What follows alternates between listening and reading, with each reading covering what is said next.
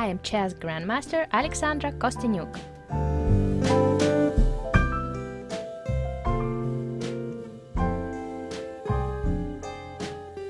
Hello, I am Grandmaster Alexandra Kosteniuk. I'd like to comment for you one of my games. This game I played against Grandmaster Hracek. I played with black. It was a 20-minute rapid game with 5-second increment for each move. My opponent started the game with the move c4, which is the English opening. I answered e5. The game continued knight c3, knight f6, e3, d5, c takes d5, knight takes d5, knight f3, knight c6, and here my opponent opted for d3, which actually transposed the game into the Sicilian defense. It means that now my opponent plays as black and I'm playing as white, so he has an extra tempo because he is white, but still it's a Sicilian defense. So I continued with bishop e6, he played bishop e2, bishop e7, castle, castle.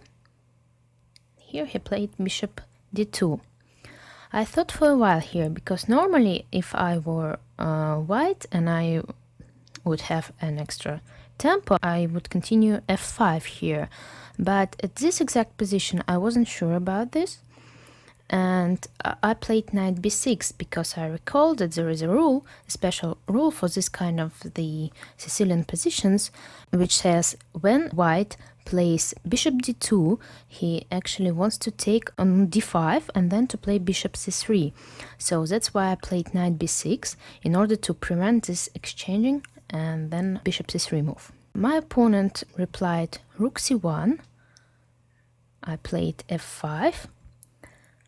He played a3, and here again I was thinking for a while because I wasn't sure should I play here a5, because in the same variation white plays normally a4. But here again I wasn't sure about this move because my opponent has a knight b5 possibility. So I decided to opt for a more calm move, which was a6, more quiet move.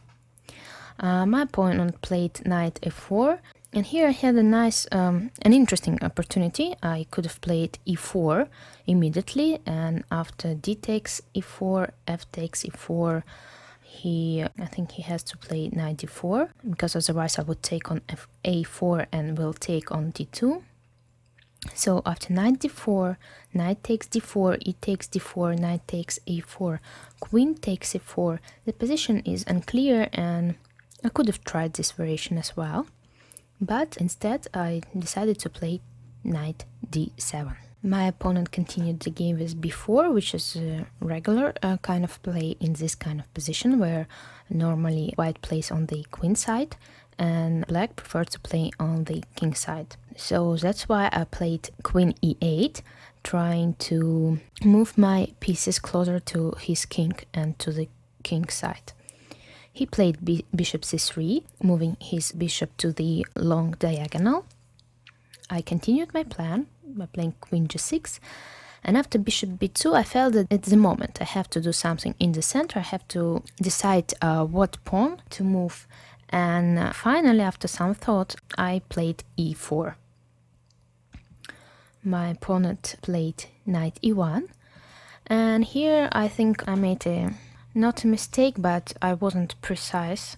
I played queen f7, threatening to play bishop b3, but I think rook a to d8 was better, continuing to develop my pieces and to consolidate my position. Because after queen f7, he took on e4, I took on e4, and after queen c2, there is no bishop b3 move, because he can just play bishop c4, exchanging all those pieces that are standing quite poorly for him right now.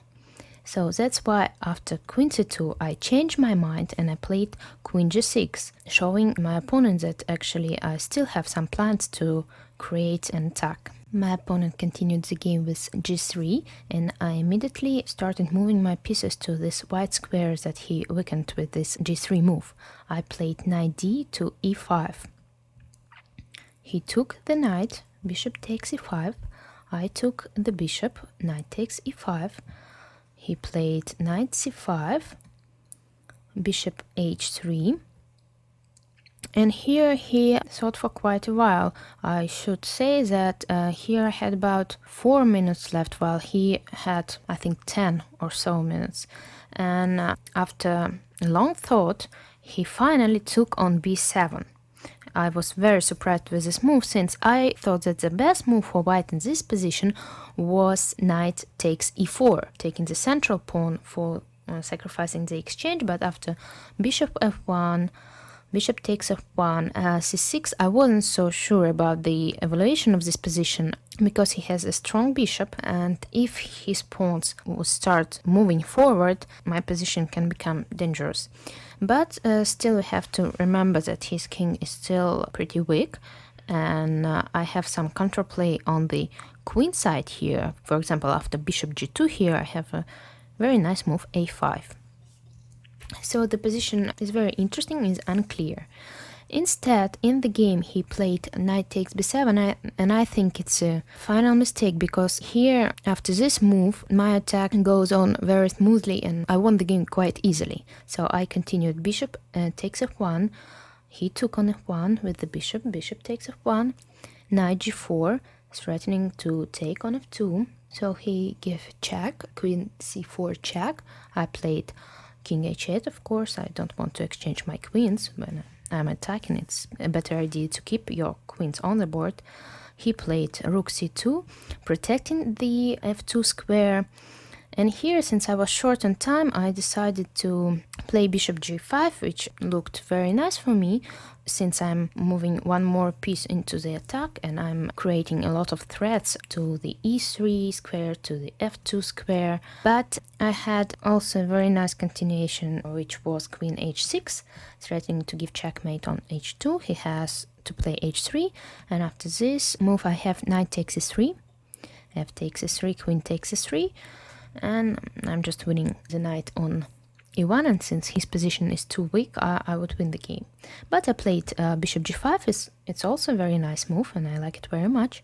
He continued knight c5. Of course, he wants to take the pawn on e4, but unfortunately it's my turn to move. And after some calculations, I took on f2. Probably bishop e3 was a little bit stronger, but I like knight takes f2 also. Here he also was in some time trouble, but it's really difficult to suggest something better for him than he did. He played knight e6. If he plays rook takes f2 here, I would play bishop takes e3, and after knight takes e4, I have a very strong move, rook a to e8. And it's nice that all my pieces are taking part in the game.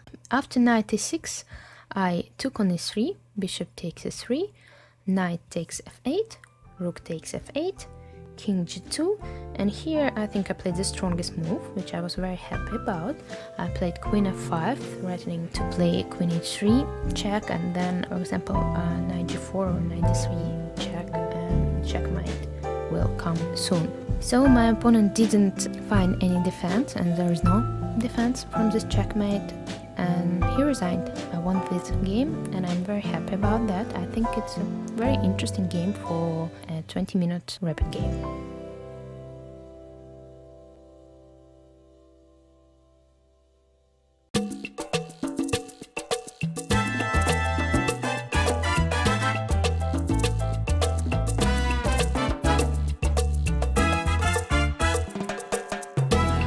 Chess Killer Tips, the best chess tips, exclusively with Alexandra Kosteniuk.